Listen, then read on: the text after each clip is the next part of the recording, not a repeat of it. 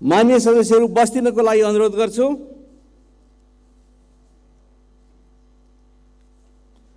यो बैठकको मर्यादालाई कायम गर्नको लागि माननीय सदस्यहरू बसिदिनको लागि म अनुरोध गर्छु। माननीय सदस्य तपाईँ बस्दिनुहोस्।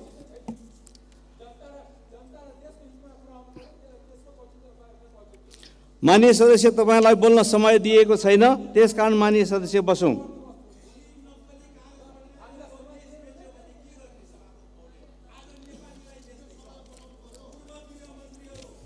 माननीय सदस्यहरू बसौँ।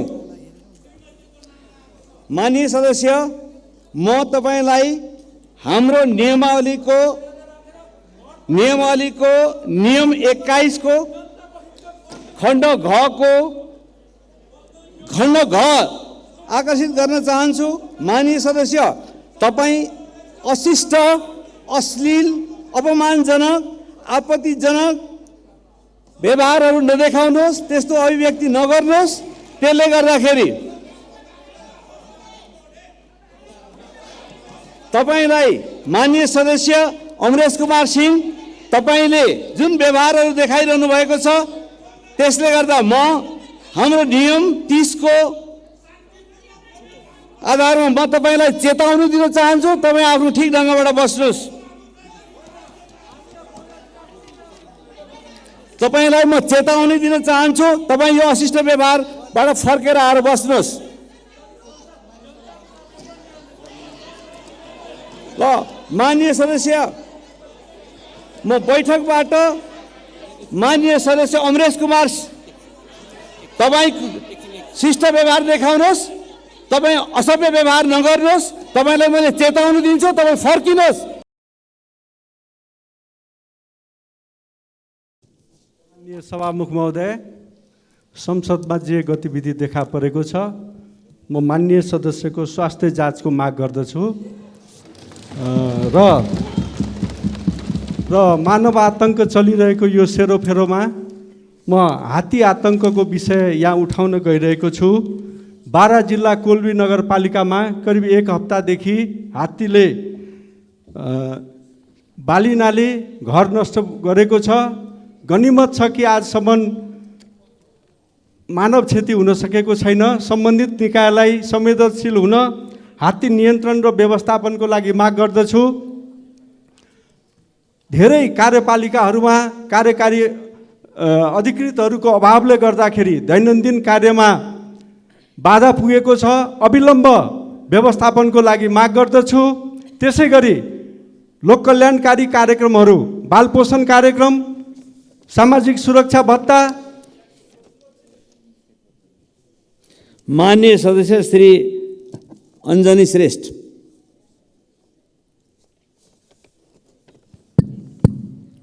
सम्मानित सभामुख महोदय, चितवन जिल्लामा उद्योग व्यवसायी शङ्कर कणेल जुन राम्रो व्यवसायी हुनुहुन्थ्यो, उहाँलाई दुर्साहित गरेर टेन्सन दिएर अभियुक्तलाई नचाहँदै पनि उहाँलाई आत्मदाह गर्नुपर्ने जुन वातावरण क्रिएट गराउनु भएको छ, उहाँले सुसाइड नोटमा पनि लेख्नु भएको त्यो 2टा व्यक्तिलाई, त्यो व्यक्तिलाई अहिलेसम्म पुलिस प्रशासनले हेलचक्राइ गरिरहेको छ। र त्यसकारण चितवन जिल्लाका सबै त्यहाँका बासिन्दा, उद्योग व्यवसायका बासिन्दाहरू र त्यहाँका सामाजिक कार्यकर्ताहरू सबैजना उग्र भएर त्यहाँ चितवन बन्द गर्ने जस्ता धेरै कामहरू गरिरहेको छ। यथाशीघ्र छिटो उहाँलाई न्याय दिलाउन निजहरूलाई 2जना व्यक्तिहरू हुनुहुन्छ, त्यो निज व्यक्तिहरूलाई कठघरामा छिटोभन्दा छिटो ल्याइदिन हुन अनुरोध गर्दै र उहाँको परिवारलाई क्षतिपूर्तिको पनि उहाँले निवेदन दिनुभएको छ, त्यसको लागि क्षतिपूर्तिको लागि पनि व्यवस्था गरिदिनु हुन म सभामुख समक्ष अनुरोध गर्न चाहन्छु। माननीय सदस्य श्री अनिता देवी।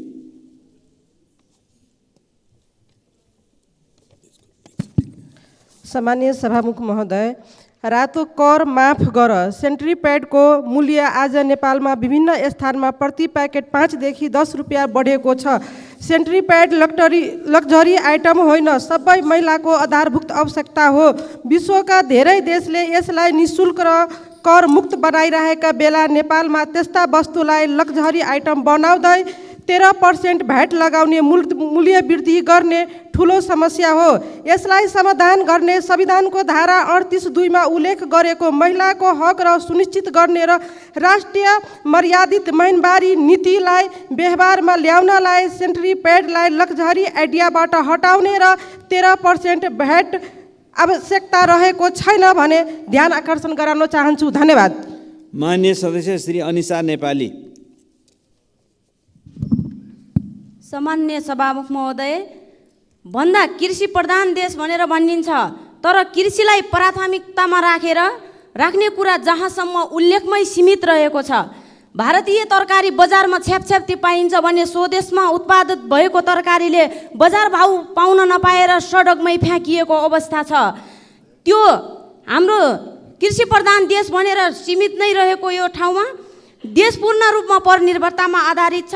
विदेशिएका युवाहरूले पठाएको रेमिटेन्सका आधारमा देश कहिलेसम्म चल्ने हो, यो देश र जनताले कहिलेसम्म भोग्नुपर्ने हो। अत्यन्तै कहाली लाग्दो परिदृश्य हाम्रो सामु खडा छ। सभामुख महोदय, आफ्नो प्यारो परिवार र गाउँघर छोडेर विदेशिन बाध्य भएका हजारौँ युवाहरू स्वदेशमा उद्योग धन्दा सबै बन्द भएर काम नपाएर विदेशिन बाध्य भएका छन्। स्वदेशमै बन्द भएका उद्योग धन्दाहरू सञ्चालनमा ल्याइयोस् र युवाहरूलाई स्वदेशमै रोजगारीको व्यवस्था गरियोस्। यति महँगो सङ्घीयतालाई बोकिराख। माननीय सदस्य श्री अमरबहादुर रायमाझी। सम्माननीय सभामुख महोदय, नेपालको संविधानको धारा 35मा प्रत्येक नागरिकलाई स्वास्थ्य उपयोग गर्ने र त्यसको सहज पहुँचताको व्यवस्था गरिनेछ भन्ने भनिएको छ। तर आज स्वास्थ्य सम्बन्धी व्यवस्था साह्रै असहज र महँगो भएको छ। उदयपुर जिल्लाको कटारी नगरपालिका स्थित कटारी अस्पताल उदयपुर जिल्लाको एउटा नमुना अस्पताल बन्नुपर्ने, आज त्यहाँ डाक्टर बिन छन्, नर्स बिन छन्, फार्मेसी अपुग छ, पूर्वाधार अपुग छ र त्यहाँ प्रत्येक मानिसले स्वास्थ्यको सहज पहुँचता पाउनुपर्नेमा स्वास्थ्य सेवाबाट वञ्चित हुनु परेको अवस्था छ। कटारी अस्पताललाई 50 बेडको अस्पतालको रूपमा विकास गरी सुविधा सम्पन्न स्वास्थ्य सेवाको पहुँच व्यवस्था गरियोस् भनी सम्माननीय सभामुख महोदय मार्फत म नेपाल सरकारसँग जोरदार माग गर्न चाहन्छु। साथै राष्ट्रिय गौरवको आयोजना मदनमोहन राजमार्ग व्यक्तिहरूको जग्गा मदनमोहन राजमार्ग परेको छ। व्यक्तिहरूले कर तिर्नु परिरहेको अवस्था छ। हालसम्म लगतकट्टा नगरीको अवस्था रहेको हुँदा माननीय सदस्य श्री अमृतलाल राजवंशी। सम्माननीय सभामुख महोदय, मैले पहिले पनि यो अव्यवस्थित बसोबास तथा सुकुम्बासीहरूको समस्या उठाएको थिएँ, तर हालसम्म यो समस्या समाधान हुन सकेन। यसका मुख्य 3वटा कारणहरू छन्। 1 नम्बर, सुकुम्बासीहरूले प्राप्त गर्ने जग्गाको राजस्व 25% लिने कुरा अत्यन्तै अव्यावहारिक छ र यो अधिकतम छ। यसलाई अधिकतम 3%मा झारिनुपर्छ। वन ऐन र भूमि ऐन 8औं संशोधन बाजिएको छ। यसको कारणले गर्दाखेरि बाजिएका बुदाहरू तत्काल संशोधन गरिनुपर्छ। 2021 सालको नक्सामा खोला देखिएको क्षेत्र खोलाले धार परिवर्तन गरी अन्यत्र गएको र 2035 सालबाट बसोबास गरेका सुकुम्बासीहरूलाई त्यो जग्गा उनीहरूले चर्चेको जग्गाहरू अहिलेसम्म उनीहरूले आफ्नो नाममा गर्नु पाएका छैनन्। त्यसकारणले गर्दाखेरि उल्लेखित कारणहरूले हाल सुकुम्बासी तथा अव्यवस्थित बसोबासहरूलाई अत्यन्तै मारमा पारिरहेका छन्। तत्काल सरकारको त्यसमा ध्यान जाओस्। धन्यवाद। माननीय सदस्य श्री अर्जुन नरसिंह केसी। सभामुख महोदय, गम्भीर रूपले अहिले चर्चामा रहेको विषय यो राज्य संयन्त्र नै मुछिएको भुटानी शरणार्थी काण्डको बारेमा मैले हिजोदेखि नै निकै प्रयत्न गरेँ केही बोल्नको निम्ति। यो जुन ढङ्गले यो काण्डले राष्ट्रलाई लज्जित बनाउने काम गरेको छ, अत्यन्त न्यून समय भए हुनाले म एउटा मात्रै के भन्न चाहन्छु भने जहाँ जुनसुकै पदमा भए पनि संसारभरि धेरै देशमा हाम्रा छिमेकी देशहरूमा खालिदा बेगम खालिदा जिया प्रधानमन्त्री बङ्गलादेशदेखि लिएर नवाज शरीफ र जर्ज मार्कोसदेखि लिएर गएर चाहिँ नि साउथ अफ्रिकाका ज्याकोब जुमासम्म पनि राष्ट्रपति पूर्व प्रधानमन्त्रीहरूमाथि कारबाही भएको छ। त्यसकारणले अहिले यो भ्रष्टाचारको काण्डमा कमसेकम यो काण्डलाई छानबिन गर्ने पक्षको पनि नाम चाहिँ नि सार्वजनिक रूपले कहीँ आएकोले भूतपूर्व प्रधान न्यायाधीशको संयोजकत्वमा निष्पक्ष, पारदर्शी र स्वतन्त्र सर्वाधिकार सम्पन्न आयोग गठन गरेर यसलाई चाहिँ नि निश्चित टुङ्गोमा निश्चित समयदेखि निश्चित माननीय सदस्य श्री अशोक कुमार चौधरी।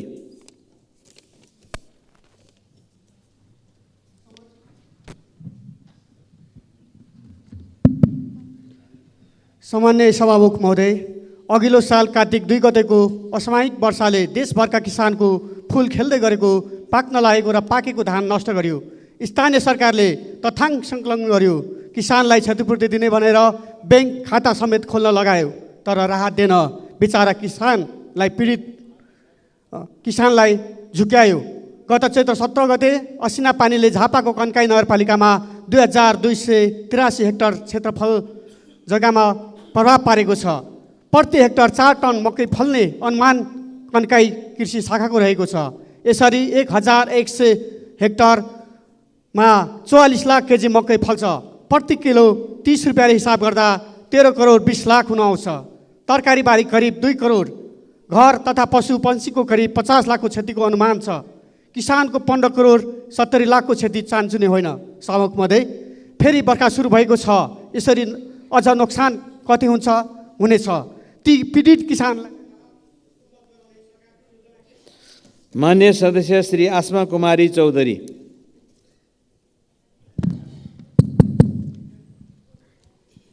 सम्माननीय सभामुख महोदय, नेपाल एक कृषि प्रधान देश हो। यसभित्र डाङ जिल्ला पनि पर्छ।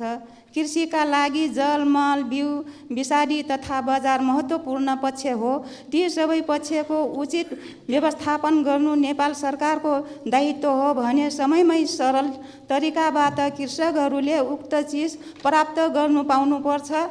खबरदारी गर्नुपर्ने हामी माननीयहरूको कर्तव्य हो र भूमिहीन सुकुम्बासीको समस्याको समाधान तत्काल गर्नुपर्छ भन्ने सम्माननीय सभामुख महोदय मार्फत नेपाल सरकारको ध्यान आकर्षण गर्न चाहन्छु। धन्यवाद। माननीय सदस्य श्री असीम शाह। सम्मानीय सभामुख महोदय, सदनमा मैले पहिलो मन्तव्य राजनीति चलचित्र र यसका नायक र खलनायकका विषय उठाएको थिएँ। अहिले प्रधानमन्त्रीज्यूले रिलिज गर्नुभएको भुटानी शरणार्थीको ट्रेलर सदनदेखि सदनसम्म ब्लकबस्टर भएको छ। अक्सर नेपाली फिल्महरूमा ट्रेलर गजब तर फिल्म झुर हुने भन्ने आरोपलाई गलत पुष्टि गर्ने सुवर्ण अवसर प्रधानमन्त्रीलाई छ। यसै सन्दर्भमा ब्लकबस्टर फिल्म निर्माण र निर्देशन गर्ने अनुभव भएको फिल्मकर्मीको नाताले सरकारलाई केही सुझाव दिन चाहन्छु। दर्शकको लागि चलचित्र बनाउँदैछौँ भने दर्शकले बुझ्ने गरेर चलचित्र बन्नुपर्छ। त्यसै गरी जनताका लागि प्रदर्शनमा ल्याउन लागि यो भुटानी शरणार्थीको फिल्म जनताले बुझ्ने गरेर पारदर्शी ढङ्गले अनुसन्धान हुनुपर्छ, खुट्टा नकमाइयोस्। चलचित्रमा लगानीकर्ताको प्रलोभनमा परि उसको अनुकूल कथामा परिवर्तन गरियो भने चलचित्र डुब्छ। त्यसै गरी यहाँ पनि सरकारको कोही लगानीकर्ताको प्रलोभनमा नपरोस्। शङ्कास्पद नेतृत्व, बिचौलिया, कर्मचारी जो कोहीको भूमिकामा पनि स्पष्ट छानबिन गरियोस्, दायाँ बायाँ नहोस्। कलाकार राख्दा फिल्म डुब्छ। त्यसैले यस फिल्ममा पनि आफ्नो निकट भनेर निकटस्थतालाई बचाउन खोज्दा देश डुब्छ, ख्याल राखियोस्। अहिले ट्रेलर हेर्दा फिल्मका पात्रहरूको वियोग भए पनि समग्र। माननीय सदस्य श्री ईश्वरी घरती। सम्मान्य सभामुख महोदय, यति बेला विद्यार्थीहरूको नयाँ शैक्षिक सत्र सुरु भएर पठन पाठन चलिरहेको छ।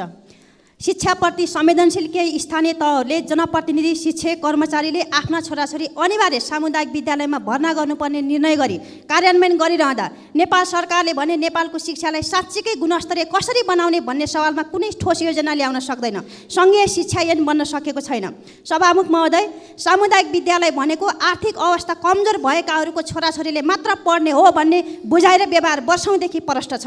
के हाम्रो देशका प्रधानमन्त्री, मन्त्री, सांसद, महत्त्वपूर्ण र सार्वजनिक पद धारण गरेका उच्च पदस्थ व्यक्ति र कर्मचारीका छोराछोरी अझ नाति नातिना सामुदायिक विद्यालयमा भेटिन्छन्? म दावाका साथ भन्छु, अधिकांशका भेटिँदैनन्। त्यसैले नेपालको शिक्षा साँच्चीकै गुणस्तरीय बनाउने हो भने सबैभन्दा पहिला 3 तहका जनप्रतिनिधि, शिक्षक, कर्मचारी र सार्वजनिक पद धारण गरेका छोराछोरीहरूलाई सामुदायिक विद्यालय र सरकारी क्याम्पसमा अनिवार्य भर्ना गर्ने नीति बनाउनको निम्ति म जोरदार माग गर्दछु। धन्यवाद। माननीय सदस्य श्री ईश्वरी देवी नेउपाने। सम्मान्य सभामुख महोदय, कैलालीको टिकापुरमा जङ्गलको बिचमा एउटा पार्क छ जसलाई टिकापुर पार्क भनिन्छ। सुविधा सम्पन्न काठमाडौँमा स्वास्थ्य लाभ हुन नसकेपछि राजा महेन्द्र झन्डै 3 महिना त्यो पार्कमा बसेर स्वास्थ्य लाभ भएपछि फर्कनु भएको इतिहास छ। महेन्द्र र वीरेन्द्र बसेको दुईवटा काठको घर पनि छ त्यो पार्कभित्र। भनिन्छ पार्कभित्र बाहिरको भन्दा 2 डिग्रीको तापक्रम कम हुन्छ। पर्यटकीय दृष्टिले अत्यन्तै महत्त्वपूर्ण पार्कको पूर्वपट्टि कर्णाली नदीमा अनियन्त्रित ढुङ्गा गिटी निकालेको कारणले नदी उत्तर दक्षिण बग्न छोडेर पूर्व पश्चिम बग्न थालेको छ। यदि यो नियन्त्रण हुन सकेन भने वर्षायाममा नदी पार्कको बिचबाट पसेर पार्कसहित त्योभन्दा तलको सयौँ बिघा जमिन डुबाउन पर्ने र जनधनको क्षति हुने खतरा भएकोले सभामुख मार्फत सम्बन्धित निकायको ध्यान आकर्षण गराउन चाहन्छु। सभामध्ये विगत केही दिनदेखि कपोल कल्पित पम्फादेवीको नाममा महिलामाथि प्रहार गरेर बोलिरहनुको मान्यज्यूको आज प्रमाणित भयो उहाँको मानसिक स्वास्थ्य ठिक छैन। स्वास्थ्य जाँच गरेर तुरन्त उसको उपचार होस् भन्ने सभामुख मार्फत ध्यान आकर्षण गराउन चाहन्छु। धन्यवाद। माननीय सदस्य श्री उर्मिला थेवे।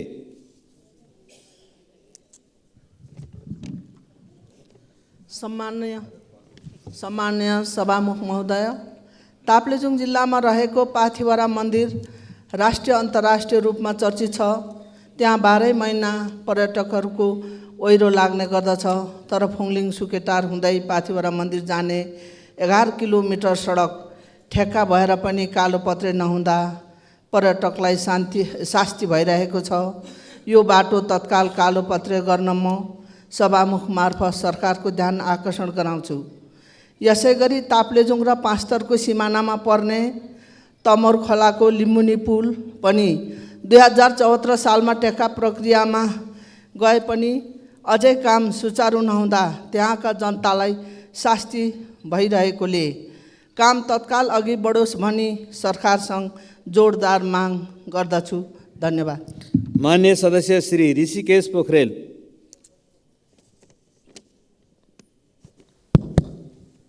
सम्मान्य सभामुख महोदय, कुरा राष्ट्रिय गौरवको आयोजना हुलाकी सडकको र मोरङको।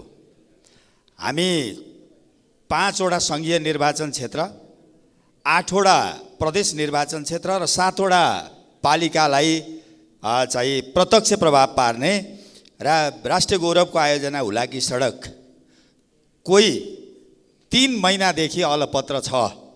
हामी 6 महिनादेखि लगातार यसको पछाडि लाग्यौँ, तर यो अहिले पनि अलपत्र अवस्थामा छ।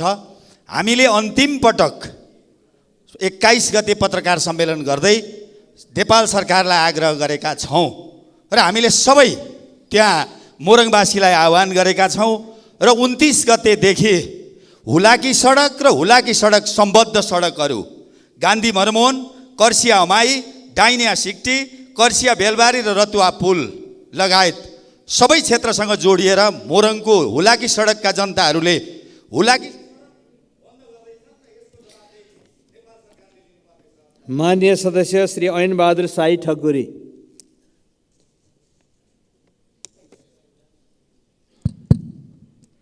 सम्माननीय सभामुख महोदय, अहिले यो सिजनमा हाम्रो हिमाली जिल्लाहरूमा यार्छ गुम्बा बहुमूल्य जडीबुटी यार्छ गुम्बा सङ्कलन गर्ने क्रम चलिरहेको छ। यसै सन्दर्भमा मुगु जिल्लाको मुगुम कारामरौँ गाउँपालिकामा पर्ने वडा नम्बर 1 र 2 मा पर्ने पाटनमा जुम्ला जिल्ला पातरासी गाउँपालिकाका 3 जना बेपत्ता भएको, 2 जना बेपत्ता भएको र 1 जनाको मृत्यु भएको भन्ने कुरा आएको छ र यसका लागि अहिले सम्बन्धित ठाउँमा खोज तलास सुरक्षाकर्मीबाट भइरहेको अवस्था छ र यही जेठ 4 गते विधिवत रूपमा मुगुम कारामर गाउँपालिकाले त्यहाँ जानका लागि जडीबुटी सङ्कलनका लागि पुर्जी सहित खुलाएको छ र त्यसका लागि अहिले नै पूर्व तयारीका लागि त्यो क्षेत्रमा जानका लागि र यस्तो घटना नदोहोरिनेका लागि व्यापक रूपमा सुरक्षाकर्मीको व्यवस्था, व्यापक औषधिको व्यवस्था र त्यहाँ जानका लागि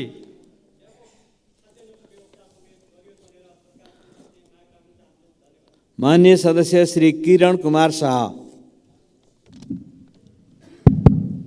सम्माननीय सभामुख महोदय, सरकार जुनसुकै पार्टीको नेतृत्वमा भए पनि कसैले आफ्नो राजधर्म भुल्ने छुट हुँदैन। देशको कुनै निर्वाचन क्षेत्र विशेष हुने र कुनै निर्वाचन क्षेत्र व्यवस्थाको शिकार हुने राम्रो होइन। मन्त्री र पहुँचवाला सांसदको निर्वाचन क्षेत्रको जनता पहिलो दर्जा हुने र बाँकी सबै क्षेत्रको जनता व्यवस्थाको पात्र हुने पक्कै पनि राजधर्म विरुद्ध हो। के देशको अधिकतम बजेट मन्त्रीहरू र तिनका आसेपासे निर्वाचन क्षेत्रमा मात्र पुग्ने ठिक हो? राज्यको बजेट सबै क्षेत्रको जनताको करबाट जम्मा हुने गर्छ कि मन्त्रीहरूको निर्वाचित भएको क्षेत्रको जनताको करबाट जम्मा भएको हुन्छ? सम्माननीय सभामुख महोदय, मेरो निर्वाचन क्षेत्र रौतहट क्षेत्र नम्बर 2 मा 12 कक्षा माथि पढाइको लागि कुनै कलेज छैन। आकस्मिक स्थितिको कुनै एउटा इमर्जेन्सी सुविधा अस्पताल छैन। बाटोघाटोको स्थिति उस्तै छ। खाने पानी तथा बिजुली पहुँचको स्थिति झन् दयनीय छ। के मेरो क्षेत्रको जनता यो देशको नागरिक होइन? के उनीहरू कर तिर्दैन? माननीय सदस्य श्री गणेश पराजुली। सम्माननीय सभामुख महोदय, 2000 वर्षभन्दा पुरानो इतिहास बोकेको देशकै राजधानी सहर काठमाडौँका बासिन्दाले खानेपानी जस्तो न्यूनतम आधारभूत कुराको लागि सरकारलाई अनुरोध गरिराख्नुपर्ने कुरा आफैमा निकै लाजमर्दो विषय हो। तर आजको यही नै वास्तविकता हो।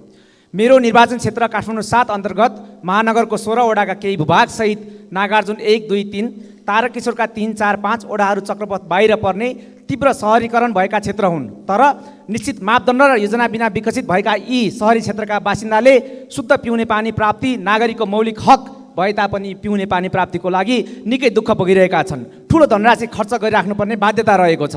तसर्थ यही आर्थिक वर्षको बजेटले सम्बोधन गर्ने गरी मेलम्ची अन्तर्गतको केन्द्रीय खानेपानी वितरण प्रणाली योजना लागू गरी यस क्षेत्रको खानेपानी आपूर्तिको दीर्घकालीन समाधान गर्नको लागि सभामुख मार्फत सरकार र सम्बन्धित मन्त्रालयलाई अनुरोध सहित ध्यानकर्षण गराउँदछु। धन्यवाद। माननीय सदस्य श्री गङ्गा कार्की।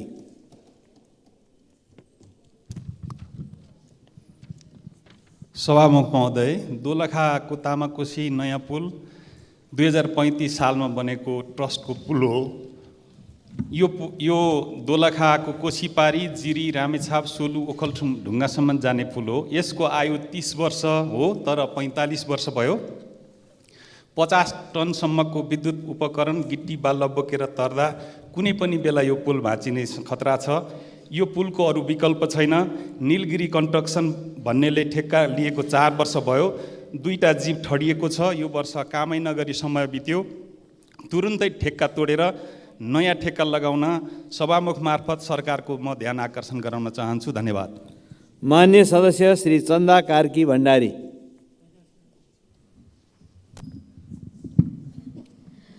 सम्मान्य सभामुखज्यू, प्रत्येक वर्ष नेपालमा सुर्तीजन्य पदार्थको सेवनले 37,529 मानिसहरूले ज्यान गुमाइरहेका छन्।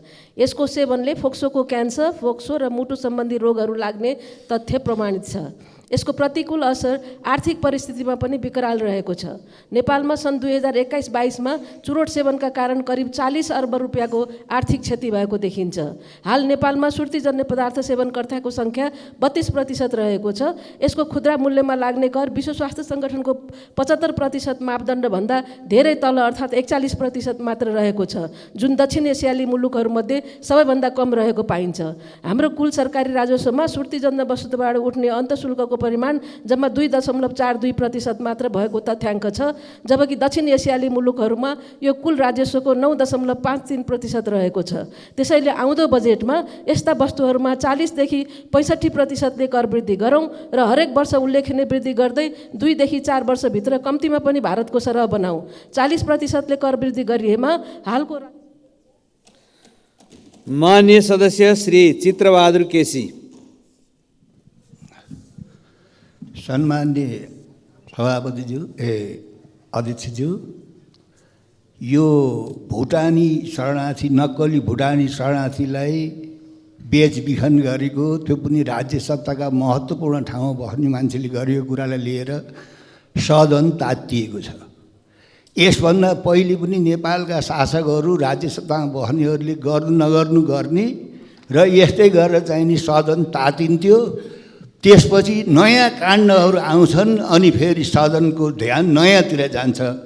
त्यसकारणले यो जुन काण्ड भएको छ, यो काण्डलाई दुधको दुध पानीको पानी छुट्याइ हो र यस खालका मान्छेको बिक्री वितरण बेच्ने बिक्री गर्ने यी चाहिँ व्यापारीहरूलाई कडा कारबाही होस् र सदनको काम कारबाही बल्ल सुचारू रूपले अघि जान्छ। धन्यवाद। माननीय सदस्य श्री छिरिङ लामो लामा तामाङ।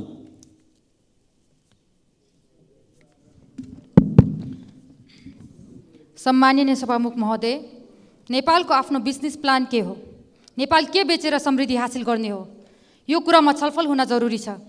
विकसित देशले आफ्नो देशको स्रोत पहिचान गरी उचित व्यापार गर्दा उनीहरूको अर्थतन्त्र दिगो र बढ्दो छ। कुनै देशले प्रविधि बेचेका छन्, कुनै देशले कृषि उत्पादन बेचेका छन्, कुनै देशले खनिज पदार्थ बेचेका छन्।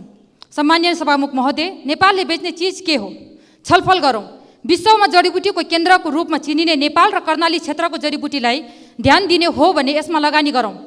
जल ऊर्जामा लगानी गरौँ, पर्यटनमा लगानी गरौँ, शिक्षाको लागि राम्रो वातावरण भएको देशको रूपमा स्थापित गरौँ, यी चिजको व्यापार गरौँ, तब अर्थतन्त्र दिगो हुन्छ।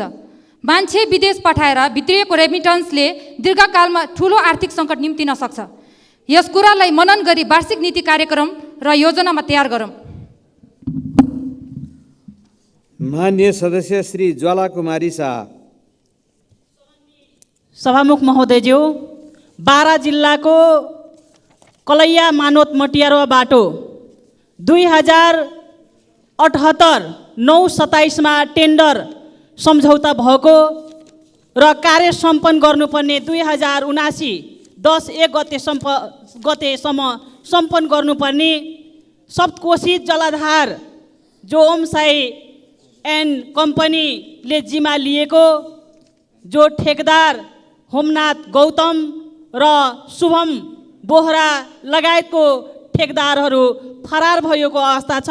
जहाँ कि बारा जिल्ला कलैयादेखि शीतलपुरसम्मको त्यहाँको जनताले जान्न खोजेको छ कि यहाँको विकास कहिले हुन्छ भनेर। जो खालको त्यहाँ कैयौँ जनताहरूको बालबालिकाहरू महिलाहरू कैयौँ घायल भएको अवस्था छ, जहाँ कि त्यतिकै नालामा रड राखिएको अवस्था छ, त्यहाँ ढलेर कैयौँ घाइते भएको अवस्था छ। घाइतेहरूलाई शीघ्र स्वास्थ्यको